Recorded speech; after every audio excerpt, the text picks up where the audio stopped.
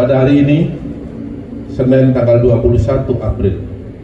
2025, penanganan tindak pidana korupsi, suap dan atau gratifikasi terkait penanganan perkara di Pengadilan Negeri Jakarta Pusat berdasarkan surat perintah penyidikan nomor print 23 tanggal 11 April 2025. Dalam perkara aku, penyidik melakukan penyitaan di beberapa tempat yang pada siang tadi dilakukan penggeledahan. Dalam penggeledahan ini penyidik telah menyita dokumen BBE baik berupa HP maupun laptop yang diduga sebagai alat yang digunakan untuk melakukan kejahatan. Selanjutnya, berdasarkan hasil pemeriksaan dan dikaitkan dengan alat bukti lain yang telah diperoleh oleh penyidik selama melakukan penyidikan pada hari ini terhadap beberapa saksi sebagaimana yang telah disampaikan Pak Kapus Penkum, penyidik pada Jaksa Agung Muda Tindak Pidana Khusus Kejaksaan Republik Indonesia mendapatkan alat bukti yang cukup untuk menetapkan 3 orang tersangka. Yang pertama, tersangka MS yang bersangkutan selaku advokat dengan surat penetapan tersangka nomor 21 tanggal 21 April 2025. Yang kedua, tersangka JS yang bersangkutan sebagai dosen dan advokat berdasarkan surat penetapan tersangka nomor 29 tanggal 21 April 2025. Yang ketiga, tersangka TB selaku Direktur Pemberitaan JEK TV berdasarkan surat penetapan tersangka nomor 30 tanggal 21 April 2025. Adapun hasil pemeriksaan terhadap para saksi dan para tersangka yang sebelum ditetapkan sebagai saksi yang bersangkutan juga sebelum ditetapkan sebagai tersangka yang bersangkutan terlebih dahulu diperiksa sebagai saksi dapat diperoleh fakta-fakta sebagai berikut. Terdapat permufakatan jahat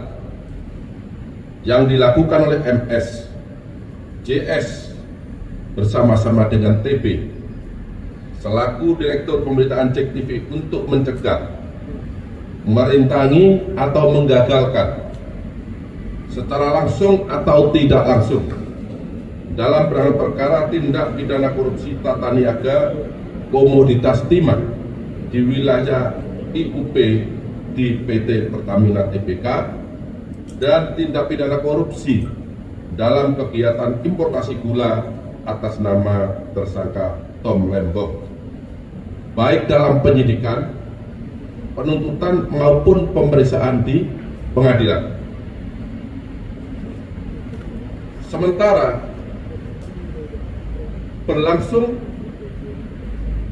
yang saat ini prosesnya sedang berlangsung di pengadilan dengan biaya sebesar dengan biaya 478.500.000 rupiah yang dibayarkan oleh tersangka MS dan tersangka JS kepada TB yang dilakukan dengan cara-cara sebagai berikut. Tersangka MS dan tersangka JS mengorder tersangka TB untuk membuat berita-berita negatif dan konten-konten negatif yang menyudutkan kejaksaan terkait dengan penanganan perkara Akwo, baik ketika di penyidikan, penuntutan maupun di persidangan, dan tersangka TB publikasikannya di media sosial, media online, dan JEK TV News sehingga kejaksaan dinilai negatif dan telah merugikan hak para tersangka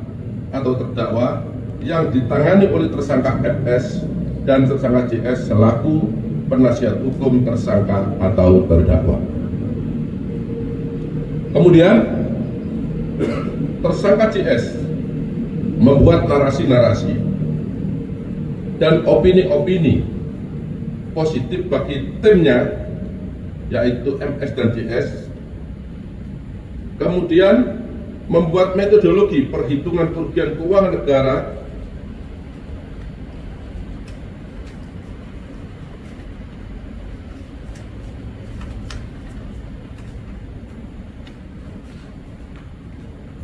dalam penanganan perkara aku yang dilakukan kejaksaan adalah tidak benar dan menyesatkan, dan kemudian tersangka TB dan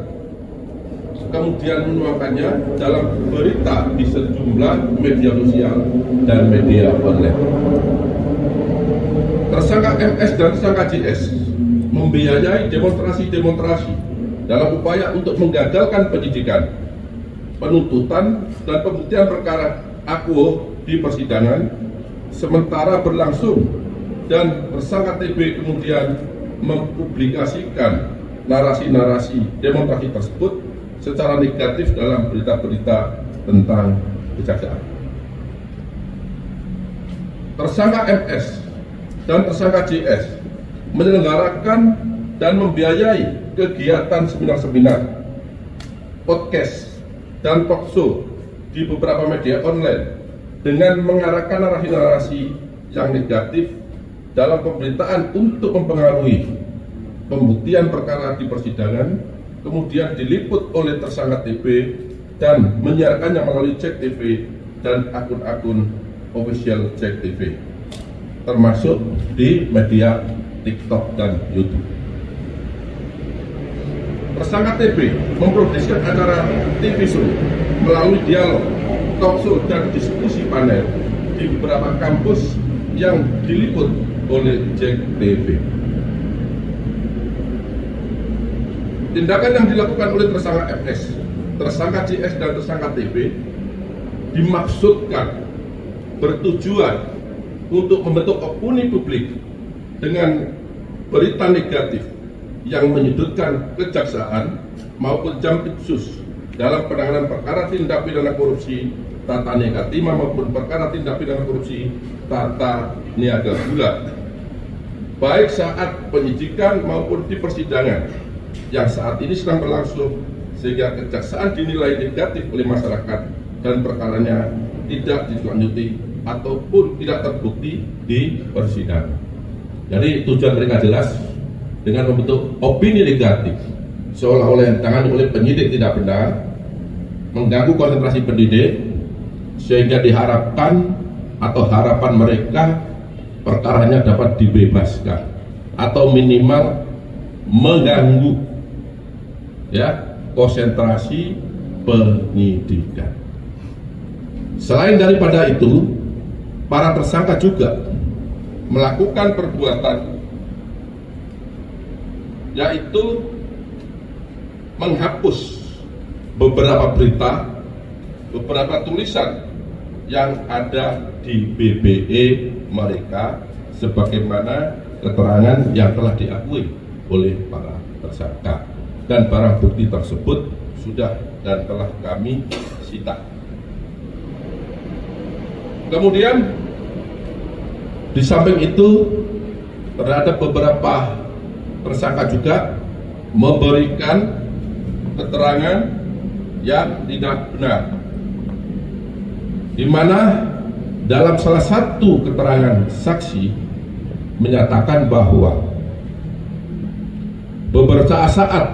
beberapa waktu sebelum putusan pengadilan diputus di depan persidangan, WS selaku panitera telah memberikan draft putusan tersebut kepada tersangka, dalam hal ini tersangka MS dan tersangka JS, untuk dikoreksi apakah putusan itu sudah sesuai yang diminta. Tetapi di dalam fakta penyidikan, kedua tersangka tersebut tidak mengakui dan mengingkari fakta yang sesungguhnya. Sehingga dapat disampaikan bahwa terhadap beberapa hal yang dilakukan tadi, maka termasuk unsur orang yang sengaja merusak bukti-bukti dalam perkara korupsi. Yang kedua, juga masuk orang yang memberikan informasi palsu atau informasi yang tidak benar selama proses penyidikan.